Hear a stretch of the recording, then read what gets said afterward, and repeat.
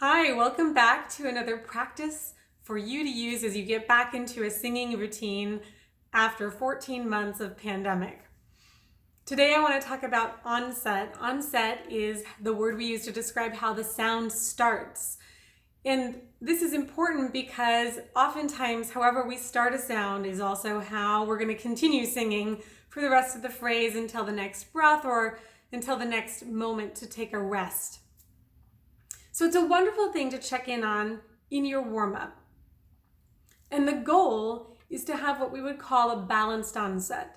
So on one extreme, there can be a breathy onset where we have air preceding the sound like an H sound. He, right? Or it can be more sneaky.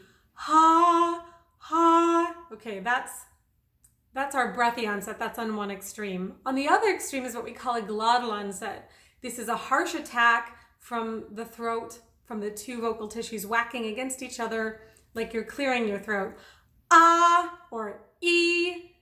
And this is, over time, it is not so comfortable for the voice. It can really cause some vocal irritation and wear our voice out a lot faster than we would like. And it also isn't that ideal of legato that is what we want in a lot of our singing, especially in classical music, which is my specialty.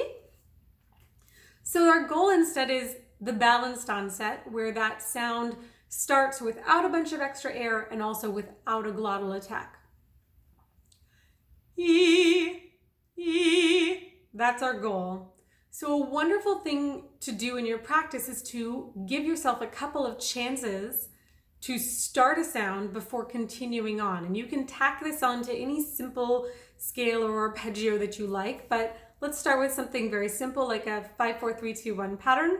So you can give yourself 2 practices where you lift in between and then the whole thing.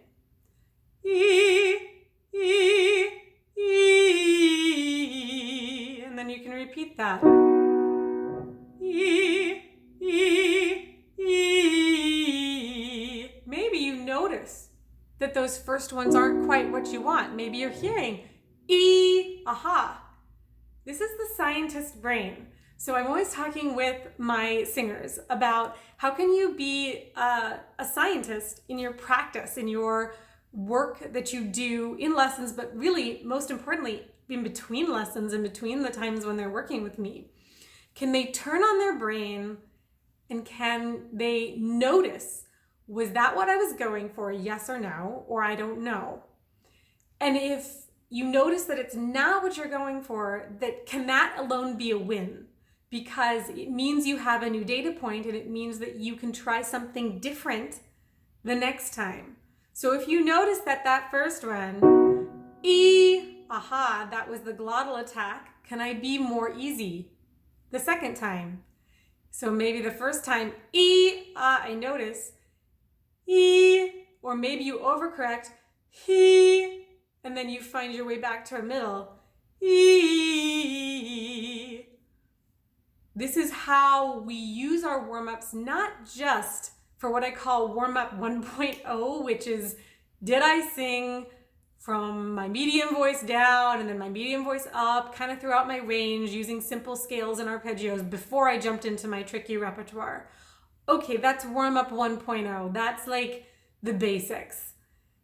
But are we really going to the next level and using the warm-up, using your technique work to help you learn and reset your neuromuscular defaults, to find your way to your best technique of the day?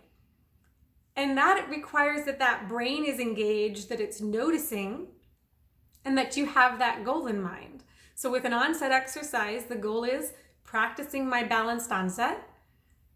The brain is turned on to notice. Where was I? Was I balanced-ish? Was I more on one side breathy? Was I more on one side glottal? Can I make a correction of some kind? And in that process, you teach yourself. You become your own teacher, which is what technique work is all about. It's about you in the driver's seat, being empowered.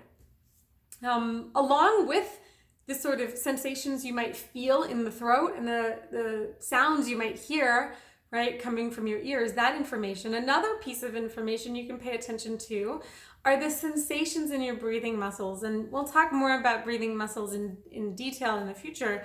But I just want you to notice with this onset exercise, what subtle feelings in your low torso happen with each of those trials of the first note. Do you feel any kind of subtle engagement in your low breathing muscles at the start of each sound? And what does that feel like? Or is it maybe overactive? Does it feel like a big crunch like you're doing a sit-up? Or is nothing happening at all? And which of those sensations in the torso might accompany which results you're having in your onset, breathy, glottal, or balanced? So a wonderful way to do that, I'll back up, is to find your belly button and place a hand just gently kind of around the belly button and below, and feel what's going on in your low belly muscles as you start this sound. I'll do a few. E, e, e,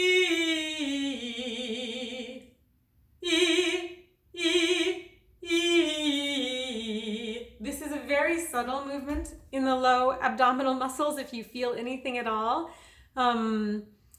It should not be something gigantic and pulsing like a Heimlich maneuver. We'll talk more about that in a future video, but that's another thing to key in on the onset exercises. Do you feel any engagement starting that sound? And what's the quality of that, and how does it map onto the sensations that you're feeling in the throat and what you're hearing in the result?